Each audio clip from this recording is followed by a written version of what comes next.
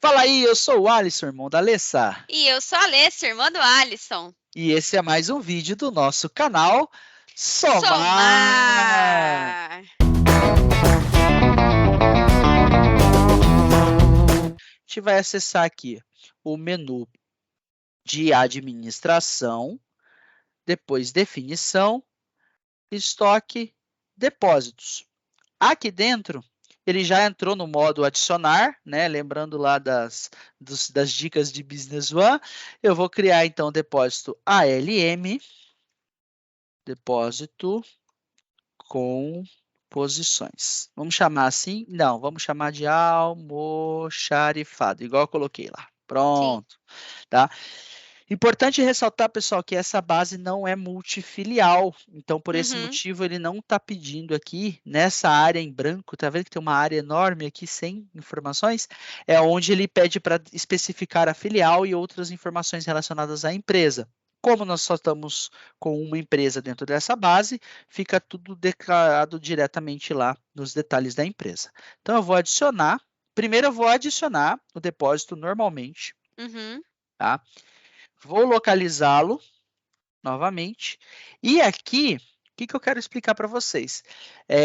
Tem, então, a opção de ativar posições no Posições. depósitos, tá? Eu vou clicar nessa opção aqui. Veja que quando eu cliquei, ó, já apareceu uma aba lá em cima, ó, Uhum. posições no depósito.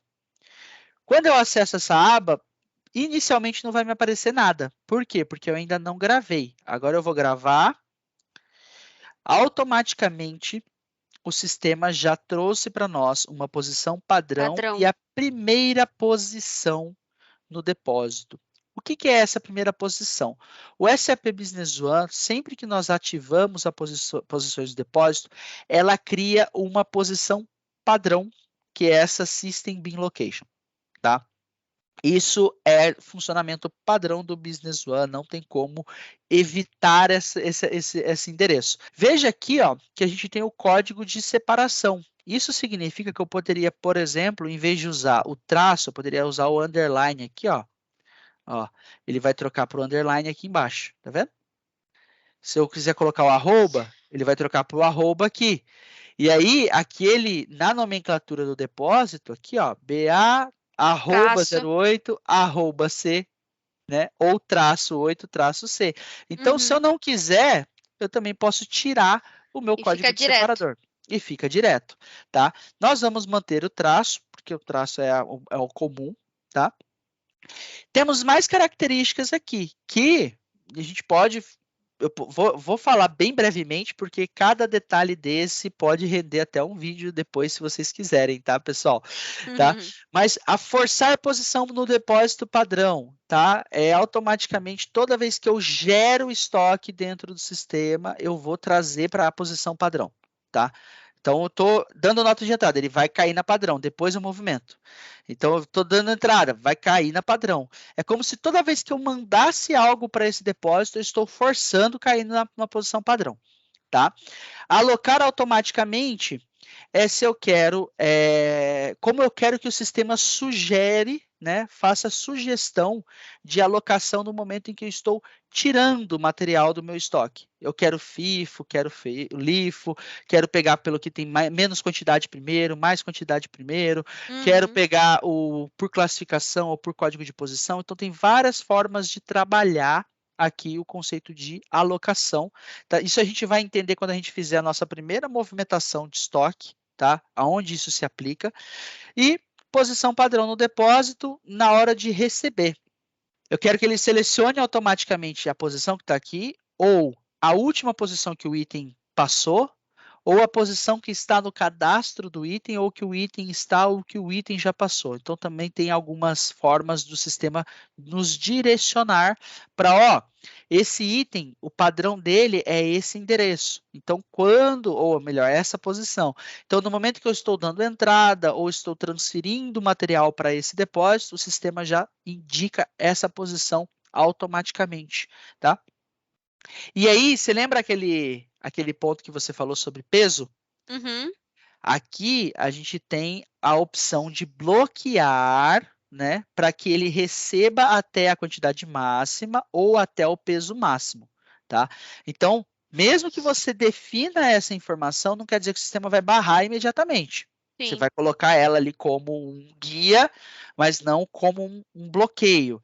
Aqui a gente já trabalharia a questão do bloqueio, né? Bateu o peso estipulado, não entra mais. Então, se eu marco essa opção e não especifico o peso, eu não consigo pôr nada lá dentro, tá? Então, gravamos Uma aqui. pergunta. Pode Eu sei falar. que você falou que se for explicar mais detalhadamente pode gerar um outro vídeo, mas um exemplo rápido. Quando usar ou não a opção ali de forçar a posição em depósito padrão? Exemplo, toda vez que você exige um pedágio, tá? Tá chegando para o meu depósito um material. A pessoa já faz a transferência sistêmica para o meu depósito, chegou para mim. Está na padrão. Agora eu, que sou responsável por esse depósito, vou movimentar ela dessa posição para a posição em que eu vou guardá-la. Tá? Então, em vez de. Porque o que acontece? Só para você entender, mana. Digamos que você é uma empresa de fábrica, produção, e você tem um almoxarifado de porta fechada. Tá? Aí toda vez eu chego lá, dou uma batidinha na janela, o cara abre a janela. O que você quer? Quero uma caixinha de parafuso. Aí você vai lá, pega o pacotinho de parafuso. Na hora de você entregar para essa pessoa, você vai especificar o endereço. Sim. Ó, estou tirando do endereço A01B2 e entregando para a produção. Aí vai pôr na mão do cara, o cara leva. Digamos que a pessoa usou uma parte desse item e está devolvendo para você. Se você, na hora que recebe esse item, né, só for fazer a movimentação da produção para o seu depósito no momento em que você colocar na prateleira, corre-se o risco de alguém fazer uma baixa, um consumo, porque o material está lá na produção, está no backflushing da ordem de produção, ele pode simplesmente consumir um estoque que erroneamente, por quê? Porque o material fisicamente já não estava mais lá, ele já foi movimentado. Então eu já movimento sistemicamente para o endereço, cai na padrão, depois a pessoa do estoque transfere para o endereço correto. Tá? Então, isso é por quê? Porque eu, da produção, quando estou transferindo de volta para o almoxarifado, eu não sei que endereço fulano vai colocar. Então, eu mando forçar para que o sistema já faça isso para mim, e aí o fulano vai lá e movimenta para onde ele realmente precisa. Perfeito, entendi. Tá? Beleza? Vamos seguir, senão vai entrar muito no detalhe. Bom, então agora, o que a gente vai fazer? Depósito criado. Né? Então, depósito criado aqui, ALM. Eu tenho, então, a minha posição aqui. Eu quero especificar para a gente criar, então, todo esse mapa que a gente acabou de determinar. Como que a gente vai fazer isso? Aqui, ainda dentro de administração, definição, estoque, posições do depósito, a gente vai ter aqui, ó, ativação do campo. A ativação do campo é onde a gente vai dar nome para cada subnível. Esse nome é um guia, tá? Ele pode ser mudado a qualquer momento. Qual que é o primeiro nome? Vamos chamar de rua ou corredor, tá? O segundo vai ser a prédio ou prateleira, tá? Prédio ou prateleira. E o terceiro é o nível, ou melhor, né? Pode ser aqui, ó, andar barra nível. Tá? Então, aqui a gente usou os dois termos, o termo da sua foto e o exemplo que eu tinha dado lá do condomínio. E, numa determinada ocasião, poderia ser aqui o apartamento barra gaveta. Tá? E aí, se eu marco aqui ativo, então eu habilito o subnível 4, isso dentro das posições. A gente não vai fazer isso, não vejo necessidade da gente fazer aqui, mas só aqui já dá para a gente entender como que dá para ir abrindo, então, essas partes. Aqui, essa parte de atributos, eu não vou falar, pessoal, no vídeo de hoje, senão ainda vai complicar mais o processo, que aí é mais... Não vamos atropelar. Se alguém tiver dúvida, pode comentar, que a gente faz um vídeo depois especificamente sobre essa parte de atributos, para entender como utilizar isso dentro do cadastro das posições. Depois que eu defini, então, mana, os meus subníveis nomeados, eu posso vir aqui, então, ó, em códigos do subnível, tá? E aqui dentro já tinha alguns criados, tá? Só para ressaltar aqui que de um outro exemplo que eu estava fazendo, onde as minhas ruas começavam em 1, 2, 3 e 4. Mas aqui, o que a gente vai fazer? A gente vai criar as ruas que a gente realmente vai utilizar no processo do almoxarifado. Então, na rua corredor, eu tenho a rua A, somente o lado direito. Então, a minha primeira definição aqui é o BA. Então, eu vou vir aqui colocar o BA. Tá? A mesma coisa, o BB. Então, a gente pode colocar aqui, ó, BB. Aí, tem algumas formas de agilizar isso. Ó. Eu posso clicar aqui ó, em gerenciar códigos de subnível. E vou gerar para a rua corredor alfabético. Olha só que legal. Ó. Eu vou continuar do BC até o BG. Ó. Vou dar um OK. Ele já gera para mim automaticamente essas informações. Olha só que legal. Então, em vez de eu fazer um a um, ó, mesma coisa, eu quero do AC até o AG. Então, eu vou colocar aqui, ó, AC, AG. OK, gerar. Aí, quando eu volto aqui, ó, eu já tenho eles também criados. Então, você acha que o SAP vai exigir que a gente faça tudo um a um?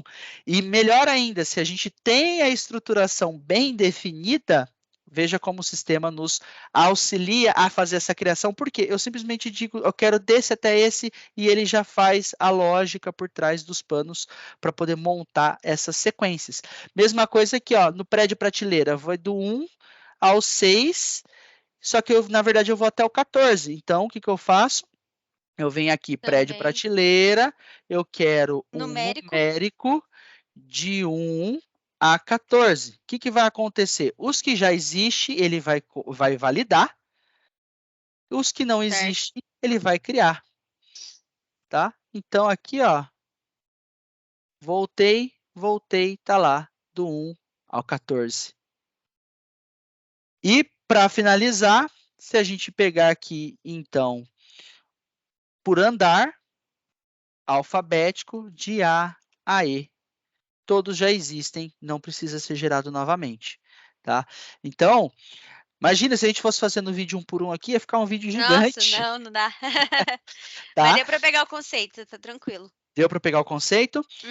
Perfeito. E aqui também tem outras opções, tá? Dá para atualizar, dá para eliminar alguns códigos já existentes. Então, às vezes você criou. Nossa, fiz do A até o AZ e na verdade era só do AC até o AG. Então eu poderia vir aqui e eliminar do específico até o outro. Mas tá? isso se eu não tiver, se eu tiver já movimentações atreladas a isso. Por exemplo, ó, vou pegar aqui o da rua. Ó, vou dar um OK, ele vai dizer que já está em uso. Agora, se eu pegar todos até o... Deixa eu pegar aqui, ó.